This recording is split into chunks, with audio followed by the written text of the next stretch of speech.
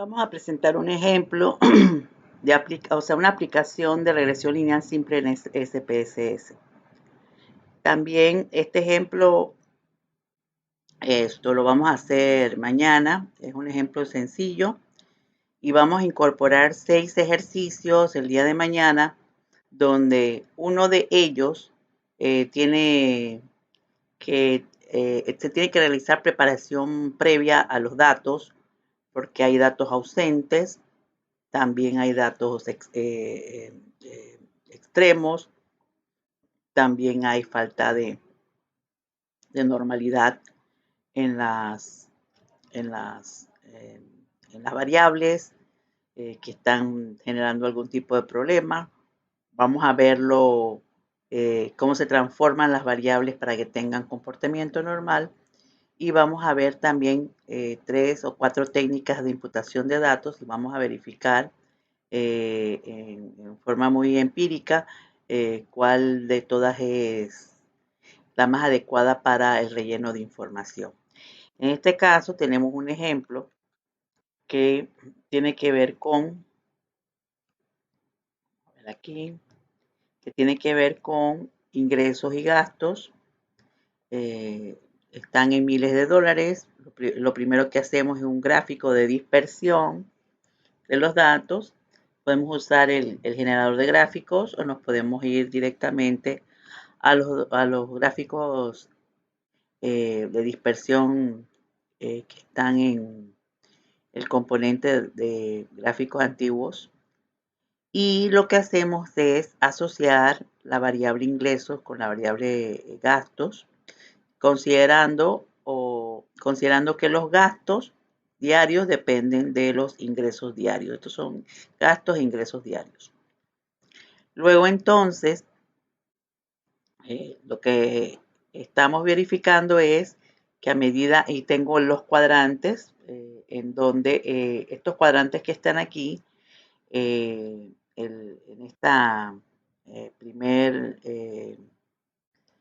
elemento de presentación de datos, aquí nosotros tenemos el promedio de las Y y el promedio de las X, que nos permiten verificar la forma. Si nosotros calculamos el promedio de las X, de las Y y el promedio de las X y lo graficamos en el diagrama de dispersión, nosotros lo que visualizamos es que, por ejemplo, en el segundo y el tercer cuadrante, cuando eso ocurre, que tenemos la mayor cantidad de puntos en esos cuadrantes, y en esta orientación la relación es lineal directa. También lo podemos ver aquí, a medida que aumentan los ingresos, aumenta la variable gastos.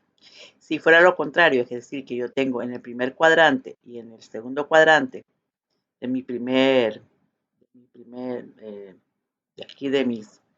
de la forma en que yo estoy presentando mis puntos ordenados, quiere decir entonces que la relación sería inversa. Es una forma de verificarlo a través de los promedios. Y luego entonces nosotros podemos presumir que hay una relación lineal entre las variables hasta que se demuestre lo contrario, como lo decía muy bien nuestra profesora Purificación en su momento. Y lo hacemos a través de las pruebas estadísticas. Entonces nos vamos a regresión. En regresión, la opción de regresión tenemos regresión lineal, regresión curvilínea, mínimos cuadrados parciales.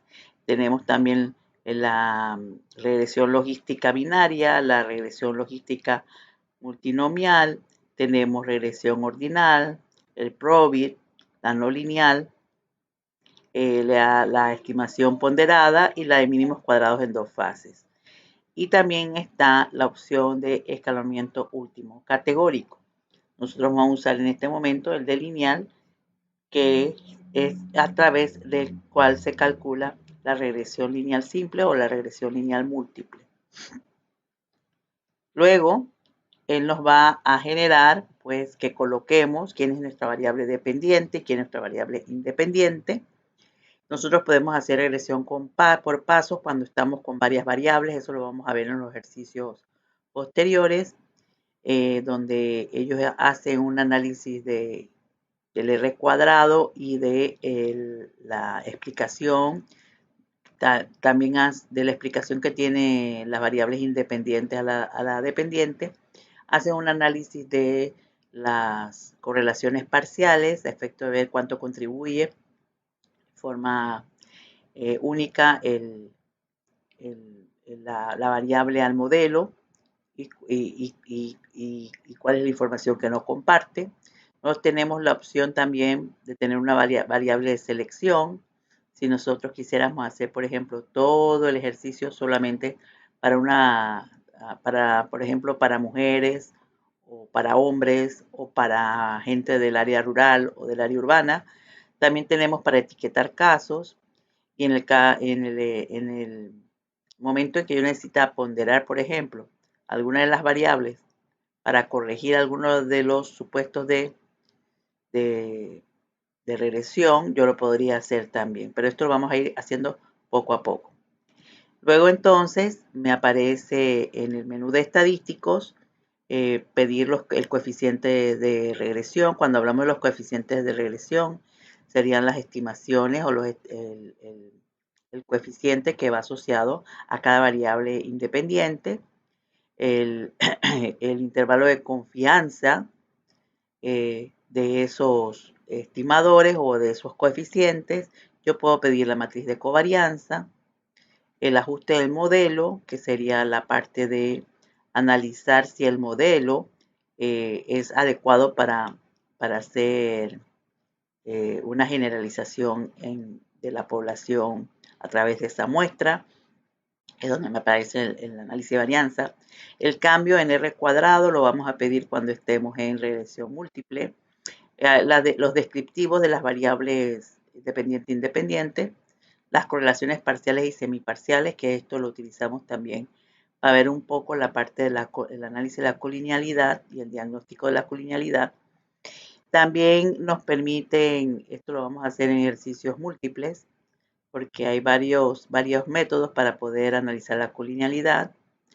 Uno de ellos es el factor de inflación de la varianza y otro es el diagnóstico de la colinealidad a través de esas correlaciones parciales y semiparciales y esto un condicionante que en su momento les voy a decir sobre qué valor crítico o qué valor o qué parámetro de comparación se utiliza para hacer el acotamiento de si está o no teniéndose problemas de colinealidad.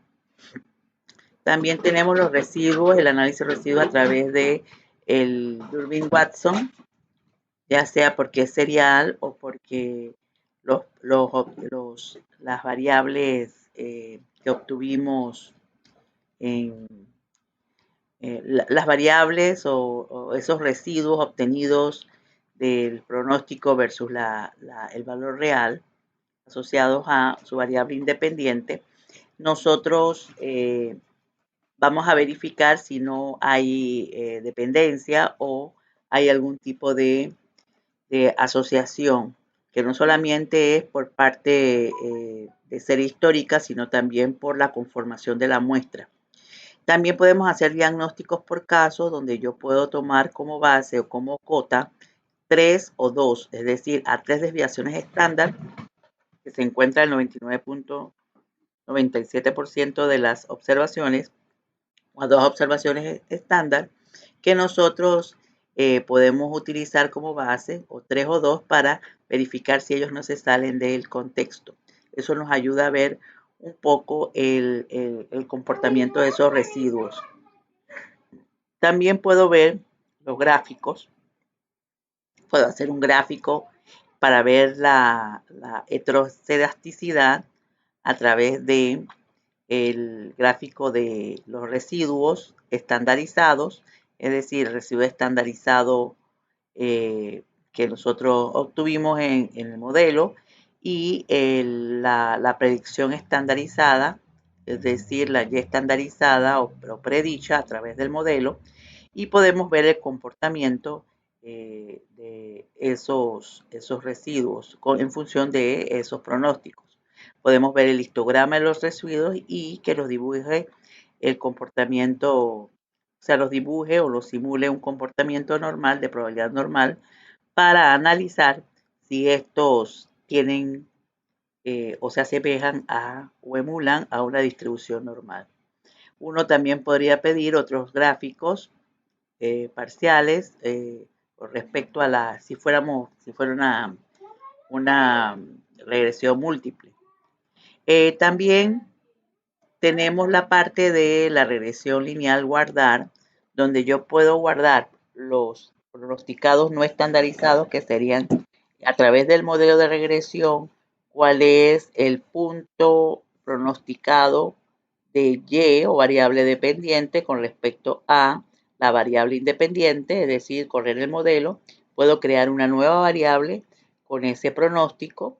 Puedo también pedir que me genere una nueva variable con los residuos estandarizados. También puedo pedir que el pronóstico me lo dé estandarizado. Nosotros también podríamos pedir, en este caso es importante pedir un gráfico de los residuos estandarizados.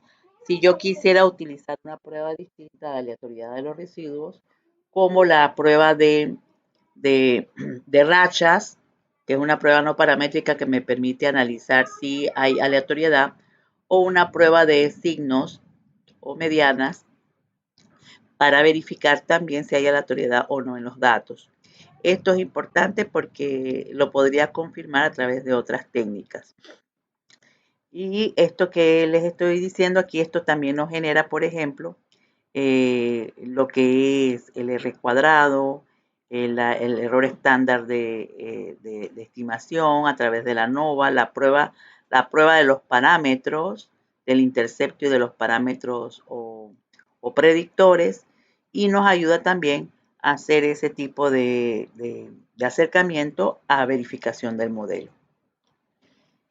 Él nos va a arrojar, por un lado, el resultado del R cuadrado. El ajustado, les dije, este se utiliza ya pues en regresión, más que todo en regresión múltiple, pero para que ustedes sepan, es un R cuadrado que realmente nos va a dar el coeficiente de determinación real, que si no tiene un cambio abrupto o un cambio significativo, si no cambia mucho, significa que realmente esa variable incorporada no nos está generando mayor información que la que ya las variables anteriores nos han dado.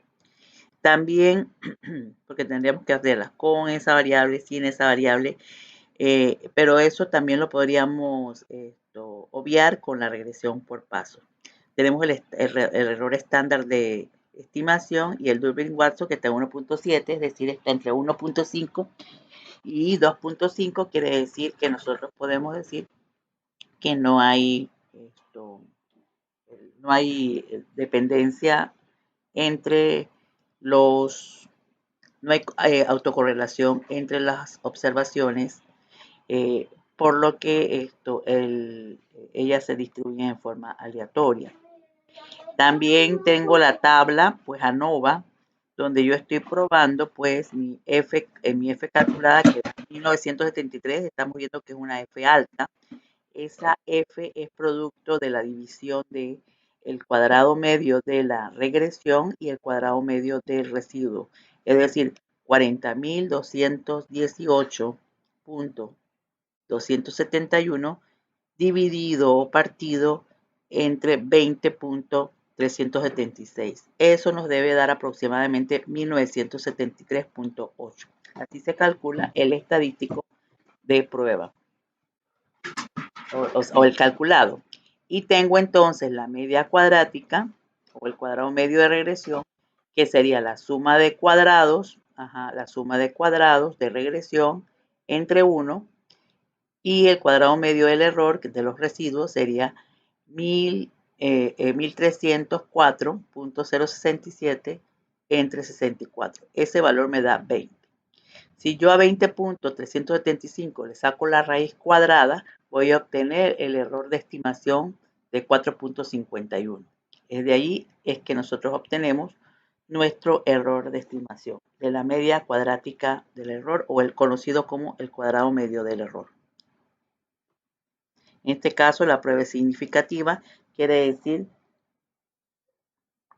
que la variable, en este caso, ingresos, explica o tiene un poder explicativo a la variable gastos. En otras palabras, que la pendiente o el coeficiente es distinto de 0. Los parámetros se prueban a través de, en este caso, de una T de students. Yo tengo el coeficiente de la constante calculado, 1.463, y el coeficiente de la variable ingresos diarios de 6.71. Quiere decir que Y, en este caso gastos, va a ser igual a 1.46 más 0.67 por los ingresos, donde la pendiente nos está dando positiva y nos está diciendo que hay un grado de aporte de la variable ingresos para que ocurra o se determine o se explique la variable gastos. También tenemos los errores estándar de estimación para los parámetros y los coeficientes estandarizados. Ahora solamente tenemos una variable ingresos. ¿Qué pasa? Que a veces nos es difícil reconocer cuál es la variable que explica más. Entonces, porque pueden ser significativas 2 o 3 variables, eso es en múltiples. Entonces, los coeficientes estandarizados, su valor absoluto, mientras mayor sea, porque ya podemos analizar el coeficiente estandarizado, porque si son variables que tienen diferentes unidades de medida y unidades de diferentes órdenes de magnitud, entonces el estandarizado nos puede decir aquí el valor absoluto del coeficiente estandarizado que sea mayor, me va a dar cuál de las variables es la que explica más al fenómeno. También tengo la significancia, el estadístico de los ingresos. Miren, aquí me dice que el valor estadísticamente, la constante, pues, podría pasar por el origen. En el caso de nuestro modelo no, pero como estamos en un intervalo de confianza, es una medida de estimación por intervalos, yo tengo que, si observo el límite inferior, me da menos 0.91, redondeando, 0.909, y el límite superior 3.8.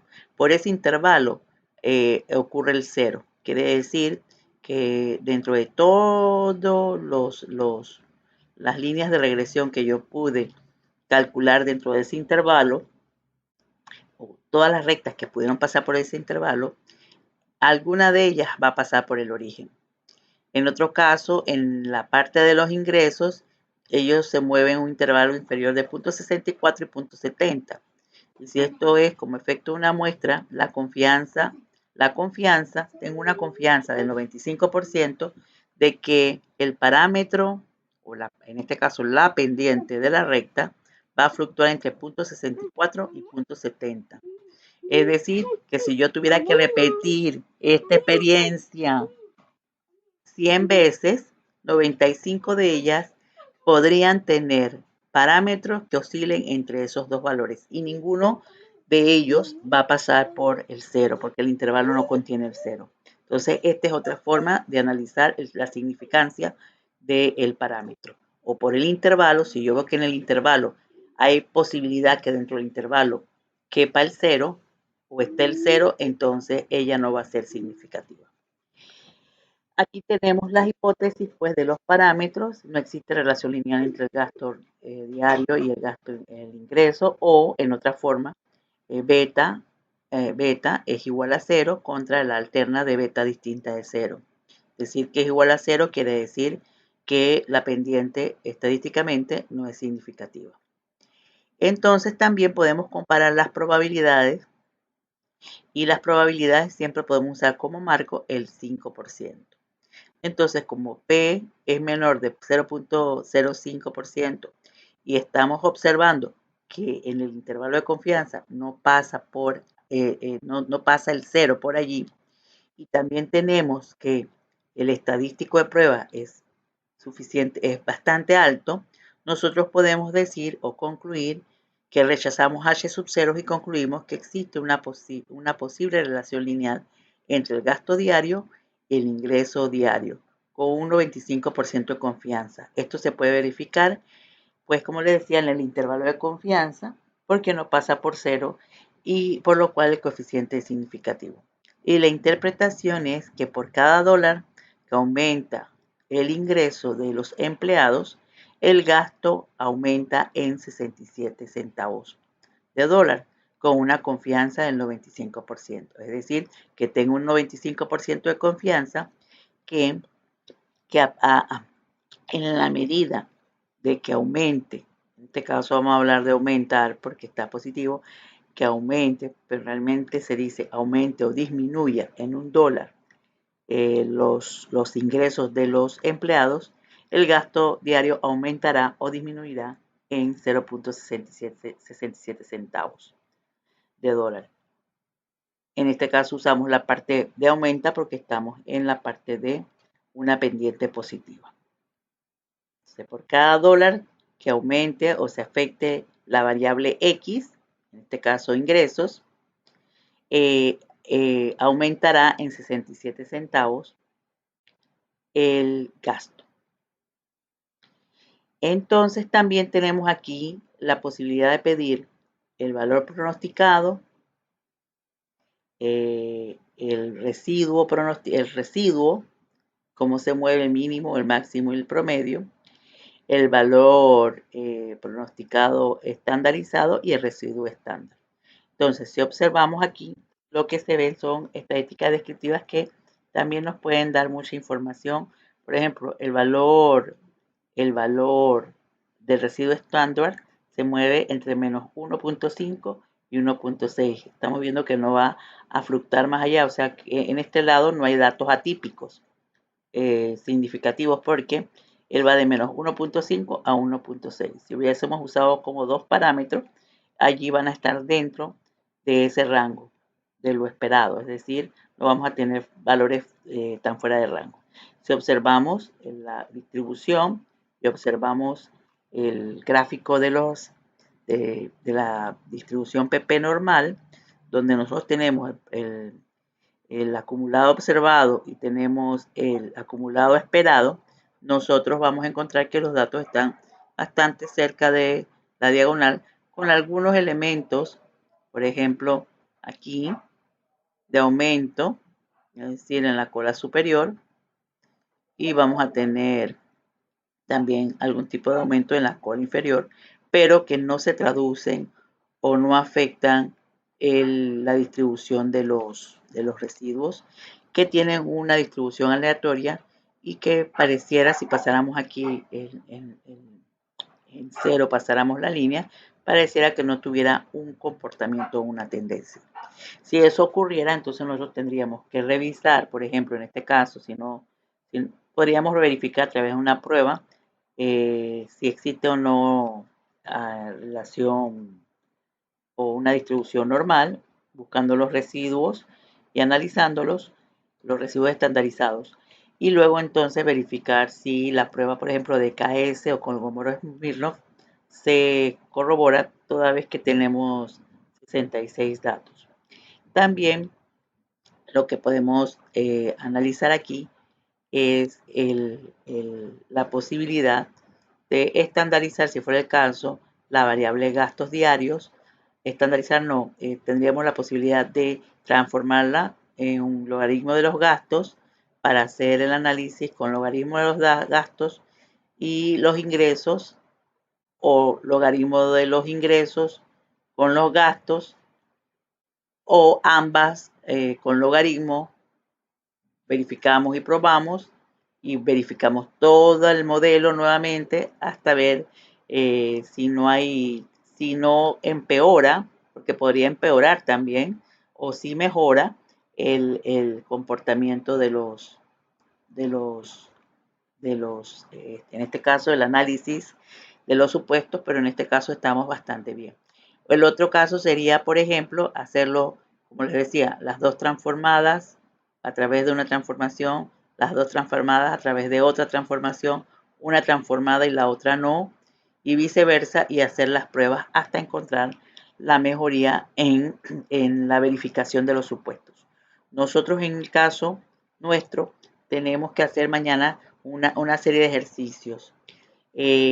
Hay unos sencillos, los vamos a hacer en Excel y en SPSS otros, pero hay un ejercicio específico donde lo tuve que buscar entre todas las bases de datos que tenía, donde hay datos ausentes, donde hay datos atípicos, donde no hay comportamiento. eh, eh, hay un problema, porque al verificar el problema, entonces yo decido hacer algún tipo de transformación y luego entonces hacemos la transformación y corremos nuevamente el programa. Entonces vamos a hacer técnicas de imputación de datos ausentes con 3 o 4 técnicas. Vamos a verificarla mejor. Vamos a hacer el análisis de los residuos. Vamos a hacer en un análisis de regresión lineal. Vamos a hacer el comportamiento, vamos a verificar el comportamiento de la heterocelasticidad, de la homocelasticidad. Y vamos a ver también qué ocurre, por ejemplo, si nosotros quitamos o no datos atípicos con respecto a el análisis. Vamos a usar la prueba de Levin también en ese caso que encontré que tiene bastantes problemas, y en la prueba de Levin vamos a concebir si son si hay o no eh, eh, eh, homogeneidad en las dispersiones en la dispersión o en la variabilidad de esos residuos con respecto al pronosticado. Y nosotros eso nos va a ayudar mucho a hacer esos ejercicios de trabajo de preparación de la data. Entonces, con esto terminamos lo que vamos a verificar y ya les mando los materiales para que mañana entonces estemos solamente realizando el taller.